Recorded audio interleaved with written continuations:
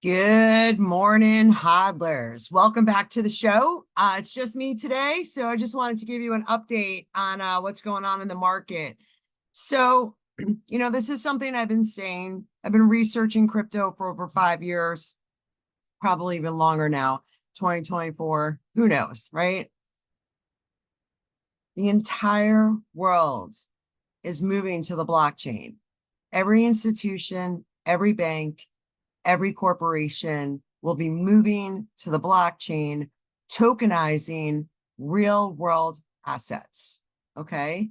So just today, there was an announcement from Chainlink that was running a test with I think it was like the New York Bank of Mellon. We had, I don't know, there was like a bunch of them all connected to the DTCC, Depository Trust Clearing Corporation, right, to enhance the ability for large institutions to tokenize. Okay, so we're moving quickly. Every 90 days, public companies, they have to file what they're holding on their balance sheet to the SEC. Okay. So there was an announcement. Over 1,000 institutions bought into the spot Bitcoin ETF, including JP Morgan, Wells Fargo, and Morgan Stanley. And I believe Morgan Stanley was the largest. So they purchased almost $250 million into the spot Bitcoin ETF. The Chicago Mercantile Exchange came out and they said that they are going to launch spot Bitcoin on their exchange. They're the largest futures exchange in the United States. They are going to launch spot price Bitcoin, which means that if Bitcoin's trading at $66,000 today, you can actually go to, it's known as the CME, and just buy it spot price for $66,000. So super cool. So kind of what I'm seeing and what I'm getting like super excited about is I do believe we are getting ready to go into the second wave of this bull run. It could take 5 months, 6 months. I don't know. It can happen in 2 weeks. Okay. But when I'm looking at adoption and the utilization of these cryptocurrency projects as the world transitions over to the blockchain, way more secure. Everyone's going to do it. Our current systems, not secure. They get hacked all the time. Blockchain decentralizes all of the security, all of the nodes, right? Bitcoin's got over 17,000 nodes, way more secure than just keeping your funds at a regular bank that has one point of failure. Okay. So again, this is, in my opinion, one of the reasons why everyone's going to be moving over to the blockchain. It just makes sense. Okay. Now, real quick too, I wanted to touch on some Hedera news. All right. So Hedera just announced a partnership with a digital payments platform called SKUX, SKUX.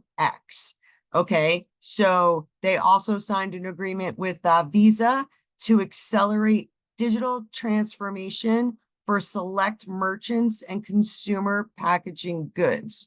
We're talking Cheez-Its, Mondelez, all of these different companies. They're all going to be using SKUX for retail to business payments. Okay. Probably all done in the back end.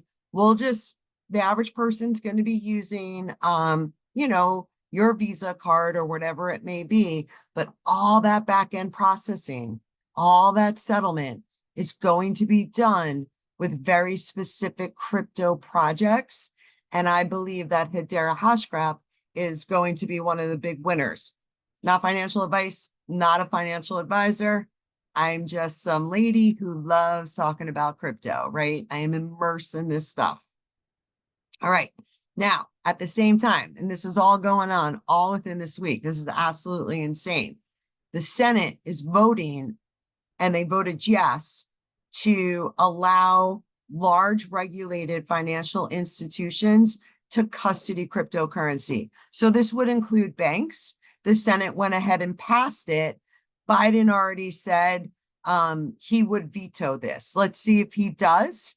Again, he's stating it's for, consumer protection. Why do they call us consumers? I don't know. We're people, right? They should be protecting people, but I think it's dehumanizing. But that's just my personal opinion. Okay, let's move on. All right.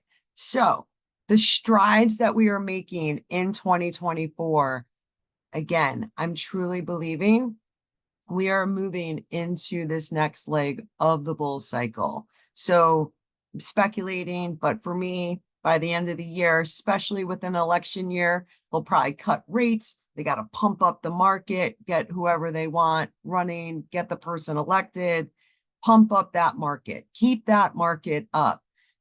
Let the next person who's president, whatever, then the market's probably going to crash.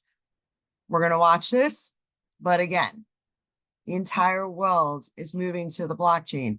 The future of finance is being built on the blockchain. Tokenization of real world assets. This is the next narrative. I'm watching it. It's literally like playing out, right, in real time.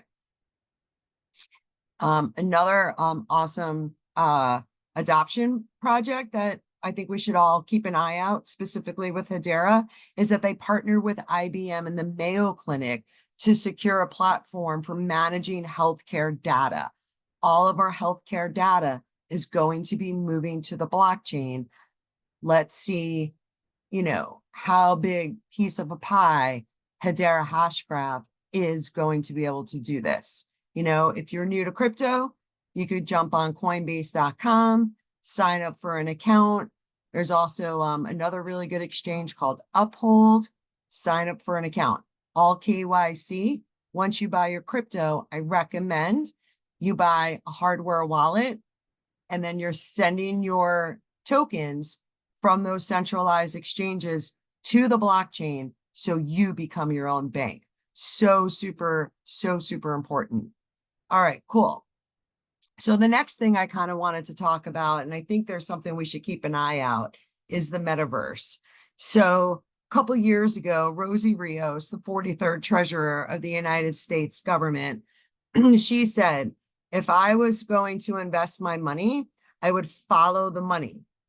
And I would follow the metaverse, artificial intelligence, and blockchain. And we're seeing this play out. There's Rosie Rios is on the board of directors at Ripple, and kind of like Citi came out with an article, and what they were saying is they're expecting the metaverse to reach $13 trillion in value. Okay, I believe it was by like 2030. And when we go back in time, I think it was like back in like 2021, Meta had they had invested, I think it was $13 billion or $10 billion into the metaverse, and everyone thought it was like a big fail, but it wasn't. It takes time to build out these new systems. These folks are literally building a digital user-centric society so people can live in a mixed reality world. So many people can be like, I'm not doing that. And that's great. Don't do it. But think about the younger generation, born and raised with these phones in their hands. Now you're just going to wear a pair of Ray-Bans, press a button, and a whole new reality is going to pop up right in front of you. ChatGPT just got a huge upgrade. Immediate translation. The amount of the assistant to be able to communicate with you. You can interrupt your assistant now. You can change your tone. They're picking up like idiosyncrasies. It's absolutely fascinating. And it's going to be all free for people to use because they're collecting your data and they monetize that, right? Data is the new oil. Data is worth so much money that when we transition into our current internet, into the upgraded internet known as Web3, we will eventually get paid for our data. Okay. Kind of a different model, but we're moving into that direction. Microsoft, they wind up buying Activision Blizzard back in 2022. Private equity firms, they double the amount of money that they're investing in the metaverse. I believe it hit like $69 billion. Okay. Or no, Microsoft bought Activision for $69 billion. Private equity firms, $120 billion they invested in the metaverse. So these are extraordinary numbers, and they are literally building a digital economy. So what do we do? I mean, there's not much we can do about it, right? But we can make money off of this and we can watch it. It is super fascinating. And again, it's not all bad. If you're using like a mixed reality world, I believe it's Lockheed Martin, they're using this technology and they're kind of like digitally mapping the mountains in Colorado. So, and using AI to predict when forest fires will happen so they can be more proactive to sustain them, or just, you know, hopefully avert any kind of crisis. So this technology can be used for good. It also can be used for bad, right? And we have to be mindful of how much our children are wearing these headsets, right? Apple Vision Pro, so cool, so cool.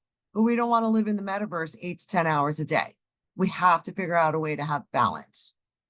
And there's a really interesting project called the Futureverse, which is built on the XRP ledger. And this is a project that I've been watching now for a while. They're going to be able to connect this metaverse to multiple different blockchains, right? So all of this interoperability, something else that I've been talking about for years now. All of these blockchains are going to connect with each other to have like this seamless experience, okay? You could be on one blockchain, be connected to another blockchain. You won't even know that it's happening, right? And the user experience of the Futureverse from day one should be something that's literally going to blow our minds.